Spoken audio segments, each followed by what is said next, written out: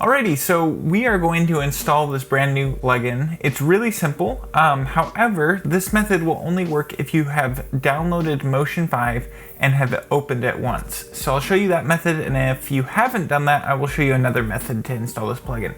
So all you're going to do is come down to the install DMG that you downloaded. Then you can just right click on the Truly Handheld plugin and then go down to copy, and then double click and open this folder, right click and paste item. Now if you have not installed Motion and opened it, that method will not work and it'll tell you an alias is broken. So I'll show you how to fix that. All you're gonna do is go down to your Finder, go to Movies, and then you're gonna search for this Motion Templates folder. If you do not have that, you can right click and create a new folder. From there, you'll just open that and you will right click and create another folder called Effects. Open that and then just drag the Truly Handheld effect into here and you should have no problem using it within Final Cut Pro.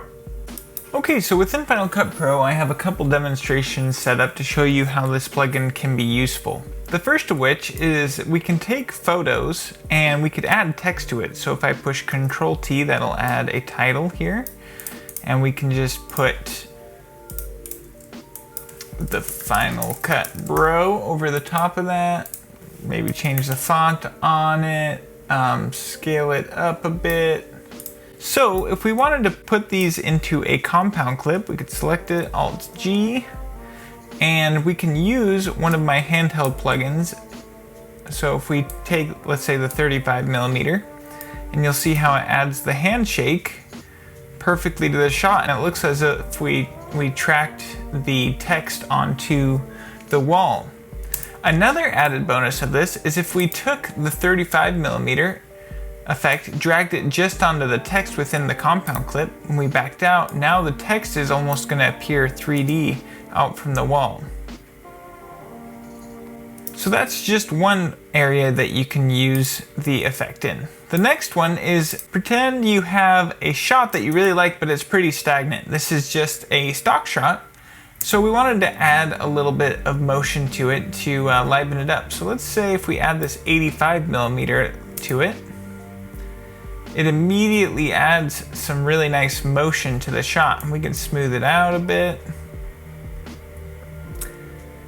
just to make the shot feel a little bit more dynamic. Or we can actually maybe do something lighter with the 18mm and check that out.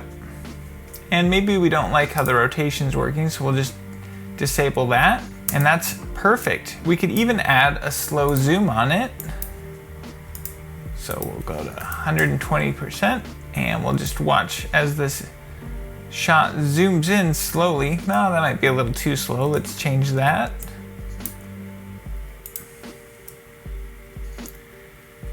And suddenly it's a very realistic feeling zoom shot on this city. The third and possibly most useful scenario for this will be VFX.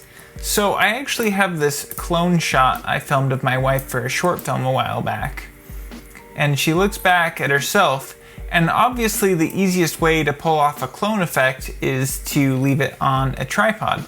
But I was planning ahead to actually add some handheld motion. So all we will do is take this shot, and I actually shot this on 85mm, so we can drag that onto there. We can see how this adds a lot of depth to the shot and makes it feel so much more realistic. This is just a way to make something feel a lot more dynamic without having to do really difficult motion tracking within your scene.